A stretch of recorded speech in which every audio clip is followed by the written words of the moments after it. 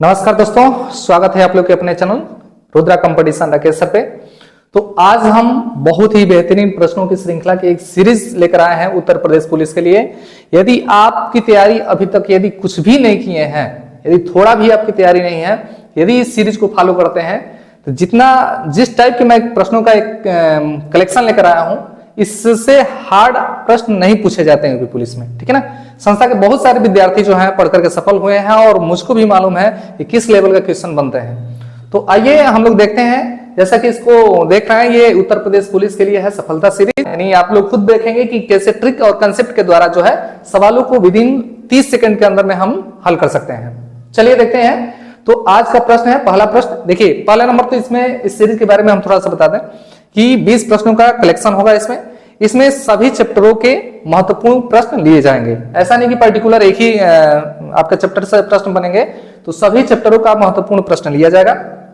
और जैसा कि कुछ प्रश्न लिखे हैं, उसके बाद ये सीरीज लगातार 20 प्रश्न जब तक होंगे नहीं, ये वीडियो लगातार आप देखते रहिएगा। और मुझको उम्मीद है कि यदि आप वीडियो को अंत तक देखते हैं तो आपको जरूर इससे बेनिफिट होगा, एकदम मेरी गारंटी है। तो चलिए देखते हैं। प्रश्न है, पहला प्रश्न कि a का 60% b का 3/4 हो तो a संबंधी b का मान ज्ञात कीजिए। देखिए, सबसे बड़ी बात यह है, यदि आप बेसिक क्लास नहीं किए हैं फिर भी कोई भी सूत्र, कोई भी कंसेप्ट आपको याद करने की जरूरत नहीं। बिना सूत्र का जितने सवाल मैं आपको यहाँ पे लिखा हूं, बिना सूत्र का आप हल करेंगे। देखिए ध्यान से। देखिए, कह रहा है कि a का 60% b का 3/4 है। सवाल में देखिए क्या कह रहा है। तो प्रश्न देखिए क्या पूछ रहा है। कह रहा है कि a का 60% जो है वह बराबर है b का 3/4 के।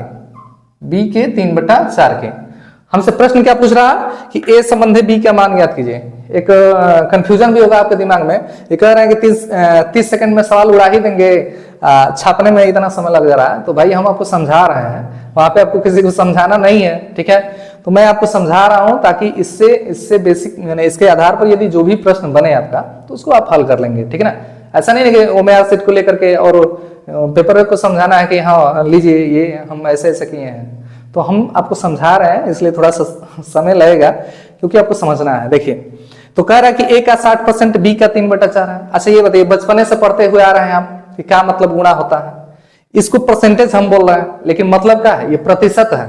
अब प्रतिशत खुद कहता है, देखिए ये क्या है, प्रतिशत। तो प्रतिशत का मतलब क्या होता है, प्रतिशत का मतलब क्या होता है। जैसे अगर कहीं लिखा जाता है तो हम लोग क्या पढ़ते हैं, प्रति मने होता है बटा में और शत मने होता है 100। प्रति का मतलब बटा में, शत का मतलब 100। परसेंटेज तो खुद कहता है कि बटा में 100, ठीक है ना। तो आपको कंफ्यूज होने की कोई जरूरत नहीं है। देखिए, तो सवाल को जैसे जैसे ये कह रहा है वैसे वैसे बस आप कर दीजिए, आप a संबंधी b का मान निकाल सकते हैं। देखिए कैसे। तो कह रहा है कि a का 60%, तो a का मतलब गुणा होता है, पढ़ते आ रहे हैं छोटे से, ठीक है ना। 60% माने बटा में 100। यहां पर क्या है, b का मतलब गुणा, यहां हो गया 3/4। इतना काम तो लगभग सब कोई कर लेगा। आगे चलते हैं। जब इतना काम कर लेंगे तो पूरा कमवे खत्म हो गया। देखिए, 1 0 से 1 0 आपका कैंसिल हो गया। 3 से कट गया कितनी बार में, 2 बार में। 2 से कटाने कितनी बार में, 5 बार में। कटाने पिटाने तो आता होगा आपको। अब देखिए हमको क्या करना है कि जो चीज, देखिए अब इसको हल कीजिए। क्या मिला है यहाँ पे, ये मिला है a बटा में 5 और यहां मिला है b और बटा में 4। अब b ऊपर है तो इधर आएगा तो नीचे हो जाएगा, और ये नीचे है तो उधर जाएगा तो ऊपर हो जाएगा।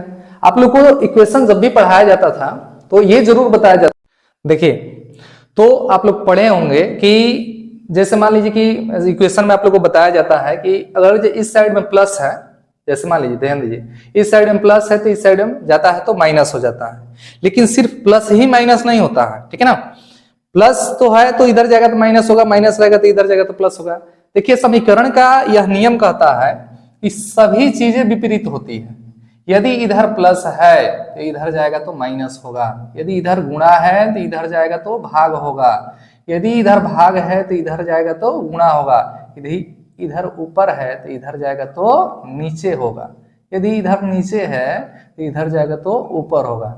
सिर्फ इतना से काम चलने वाला नहीं है, ये सब कुछ यानी नहीं होता है कि अगर जो आप अपना बॉर्डर क्रॉस करेंगे, कल्पना करिए कि अगर जो एक आप इस देश में रह रहे हैं, अपने देश में पूरा शेर की भांति रह रहे हैं, कि हम बहुत बड़े शेर हैं, जैसे क्रॉस किया अदर कंट्री में गए तो बिगी बिली बन गए, ठीक है ना। तो ये होता है, थोड़ा बॉर्डर लाइन क्रॉस करता है तो टोटल अपनी प्रकृति ही चेंज हो जाती है उसकी, ठीक है ना। तो ये चीज याद रखिए, यही आपको यहाँ हम समझाने वाले थे, ठीक है।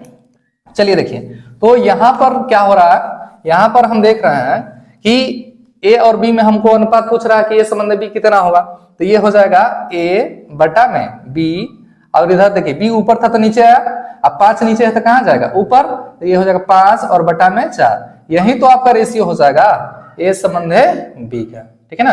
तो ये आपका जो रेशियो निकलेगा वो निकलेगा आपका 5 संबंध है 4, ठीक है ना। तो ये आपका राइट उत्तर हो जाएगा 5 संबंध है 4।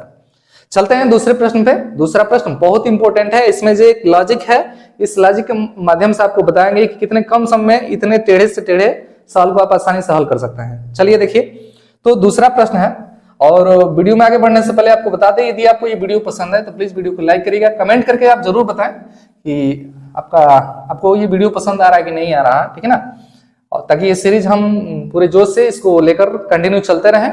तो देखिए दूसरा प्रश्न है हम लोग का, यदि ए का 30% बराबर बी का 0.25 बराबर सी का 1/5, तो कह रहा है कि ए संबंध है बी संबंध है सी का मान ज्ञात करना है।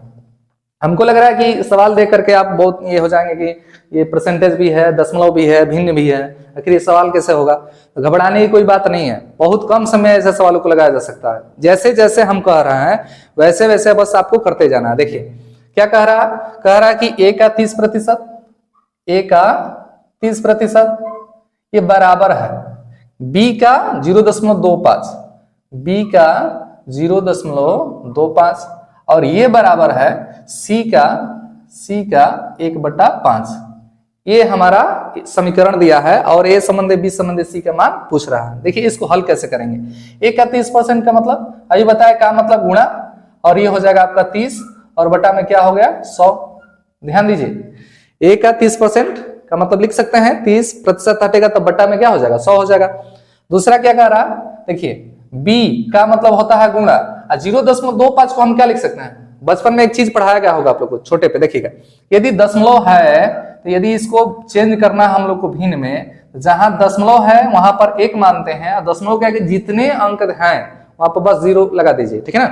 तो इस 0.25 को हम क्या लिख सकते हैं, 25 और बटा में क्या हो जाएगा आपका 100। आसानी से कर सकते हैं इसको। आइए हल करते हैं। देखिए तो ये हो जाएगा आपका b का 0.25 का मतलब क्या हो गया 25 और बटा में हो जाएगा आपका 100, और ये हो गया c का 1/5 है तो c, और ये हो जाएगा आपका 1/5।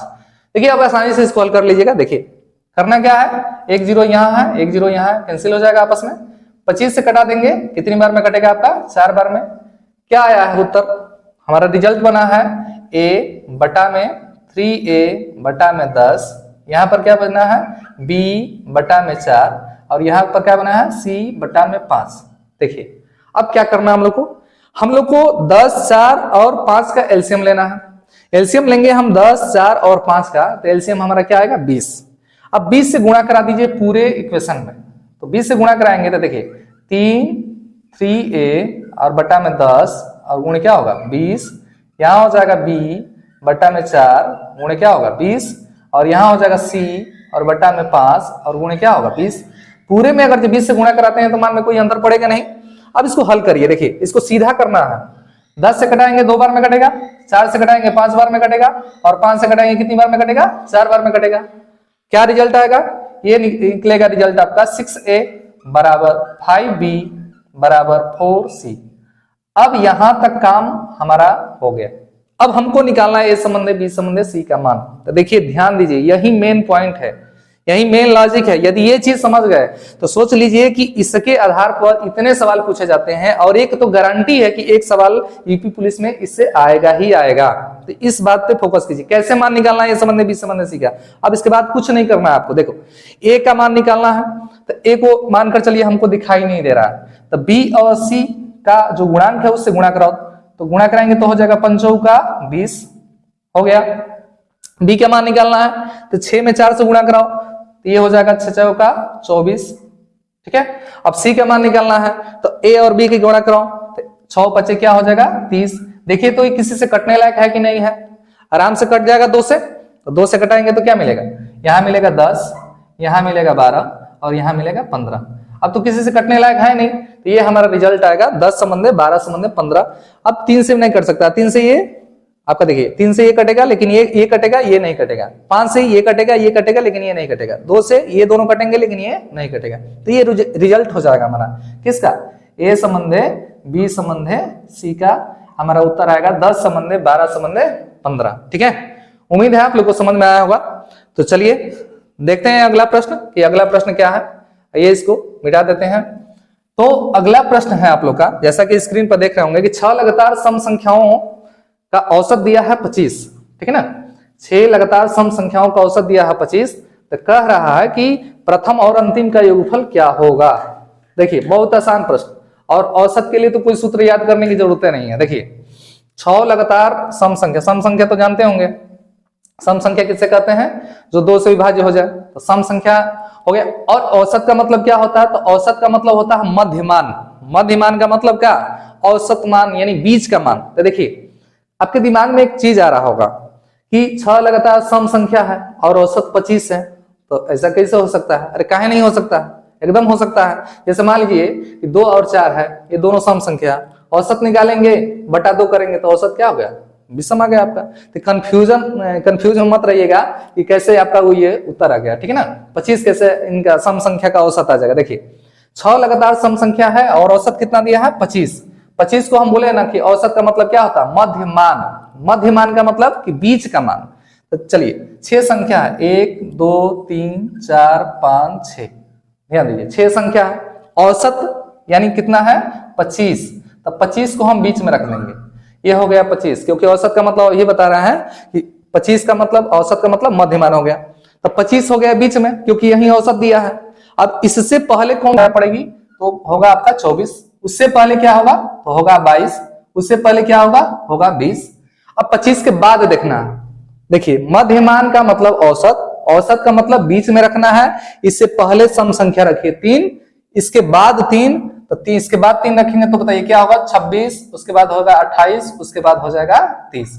अब आते हैं प्रश्न पे। तो प्रश्न क्या कह रहा है कि प्रथम एवं अंतिम का योगफल ज्ञात करना है। तो प्रथम संख्या क्या दिखाई दे रहा है आप लोगों को, 20, तो हो गया 20।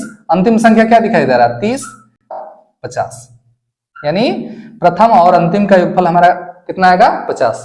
तो ये होगा आपका राइट उत्तर। देखिए कहीं भी आपका सूत्र का प्रयोग नहीं किया गया। सामान्य विधि से इसको हल करेंगे तो बहुत लंबा समय लेगा, और आसानी से औसत के सवालों को हम हल कर सकते हैं। आइए चलते हैं, देखते हैं अगला सवाल, चौथा नंबर सवाल कि चौथा नंबर सवाल क्या है। देखिए प्रश्न आप लोग को दिखाई दे रहा होगा, कह रहा है कि यदि 25a + 25b = 125, तो a तथा b का औसत क्या होगा। देखिए सवाल में कुछ नहीं है, लगभग हमको लगा सॉरी, केवल देख करके जो पढ़ने वाले बच्चे हैं वो आसानी से इसका उत्तर दे सकते हैं, आसानी से, एकदम सरल। देखिए 25a + 25b = 125 है, तो a तथा b का औसत निकालना हम लोग को। अच्छा ये बताइए, प्रश्न मान लीजिए कि हमको दिखाई नहीं दे रहा है, क्या कह रहा है उससे मतलब नहीं है। यदि कह दिया कि a और b का औसत क्या होगा, तो आप लोग कैसे हल करेंगे। a और b का औसत का मतलब दो, मान लीजिए 2 संख्या है a और b, तो हो जाएगा a + b, और जो संख्या रहता है उतने से भाग दे देते हैं, तो हो जाएगा a + b बटा में 2। अब देखिए आइए सूत्र पे, तो दिखाई क्या दे रहा है कि 25a + 25b = 125, इसीलिए तो दिया है कि 25a + 25b = 125। अब हल करिए ना, a + b का मान निकाल लीजिए। a + b का मान निकालेंगे, 25 कामन लेंगे, कटा देंगे, तो कितनी बार में कटेगा, कामन लेकर कटा दीजिए, तो कितनी बार में कटेगा 5 बार में। यानी a + b का मान निकला कितना 5, और हम जानते ही हैं कि a + b का औसत क्या होगा, a + b बटा में 2। तो a + b के जगह पे तो हमको हमारा मान निकल ही गया है, कितना 5। तो अगर जो 5 रख देंगे यहाँ पे, तो ये हो जाएगा 5 बटा में 2, यानी आएगा आपका 2.5। यही हमारा राइट उत्तर हो जाएगा। ठीक है, समझ में आया। वीडियो पसंद आया तो प्लीज लाइक करिएगा, कमेंट करके जरूर बताइए वीडियो आपको कैसा लगा। ठीक है, आइए चलते हैं। ये 5वां प्रश्न है कि यदि कार ये जो है कार है ए से बी तक 60 किलोमीटर प्रति घंटा की दर से चलती है और बी से ए तक 40 किलोमीटर प्रति घंटा की चाल से जाती है, तो औसत चाल ज्ञात करना। देखिए औसत चाल निकालने के लिए दो सूत्र होता है।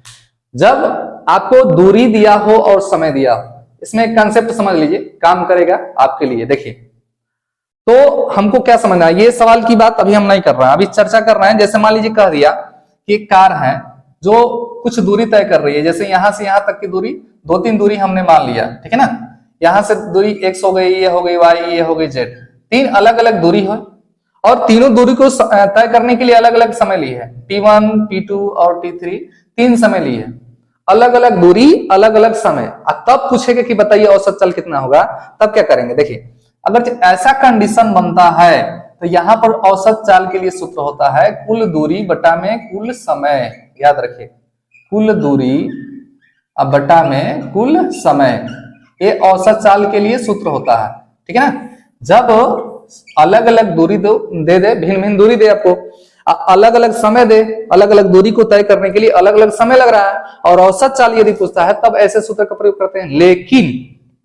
लेकिन है, आइए देखिए, लेकिन ये है कि अगर जो समान दूरी है, जैसे कह रहा है कि दो बिंदु है ए और इधर हो गया बी, इधर से जा रहा है कार, इधर से जा रहा है तो उसका चाल है 60 किलोमीटर प्रति घंटा, ठीक है। इधर से जा रहा है तो चाल अलग है 60 किलोमीटर प्रति घंटा, फिर उधर से रिटर्न आ रहा है, यानी फिर बी से ए पर आ रहा है, इधर से जब आ रहा है तो इसकी चाल दी है 40 किलोमीटर प्रति घंटा। ध्यान दीजिए, तो देखिए दूरी तो समान है, ए से बी पर जाइए या बी से ए पर जाइए, दूरी बराबर हो गई, लेकिन देखिए चाल अलग अलग है। 60 किलोमीटर प्रति घंटा के रफ्तार से जा रहा है और 40 किलोमीटर प्रति घंटा के रफ्तार से आ रहा है। अब ऐसा जब स्थिति आ जाए तब क्या करते हैं औसत चाल ज्ञात करने के लिए। देखिए, तो औसत चाल मान लीजिए, पहली चाल हम x मान लिए हैं, दूसरी चाल y मान लिए हैं। जब ऐसा कंडीशन दे तो औसत चाल का सूत्र क्या होता है, याद रखिएगा, तो होता है, जैसे रट लीजिए, बहुत काम करेगा, ठीक है ना। देखिए, औसत चाल का सूत्र होता है 2xy बटा में x प्लस y, ठीक है ना। ये बहुत बेहतरीन सूत्र है और ये बहुत, हमको लग रहा है कि आपको याद करने में कोई प्रॉब्लम नहीं होगा, तो आसानी से इसको हल कर सकते हैं। 2xy बटा में x प्लस y, यानी 2 गुणे 60 गुणे 40 और बटा में हो जाएगा 60 और 40 दोनों को जोड़ देंगे तो क्या हो जाएगा 100, 2 जीरो से 2 जीरो कैंसिल, 6 का 24 दूनी 48, यानी आपका चाल आएगा 48 किलोमीटर प्रति घंटा। ऐसा देखिए गलती क्या आप लोग करते हैं, दो चाल दिया है, एक 60 और 40, और पहला ही विकल्प आपका रहेगा कि औसत चाल ज्ञात करो, तो होता यह है कि 60 और 40 दोनों को ऐड कर देते हैं लोग। अब 2 को चाल दिया है, 2 से भाग दे दीजिए, आ जाएगा उत्तर 50। अब 5 जैसे ही आपका 50 उत्तर आएगा तब पहले विकल्प और रहेगा 50 किलोमीटर प्रति घंटा, ठीक है ना। आप मार कराएंगे धड़क से, आइए मार दिए हम सही उत्तर, घर पे आएंगे आंसर किया आएगा तब पता लगेगा, पछताने लगेंगे, तब ये खोजेंगे सूत्र। नहीं, ये सवाल ऐसे नहीं बल्कि ऐसे होता है, ठीक है ना। चलिए हम लोग चलते हैं 6वें प्रश्न।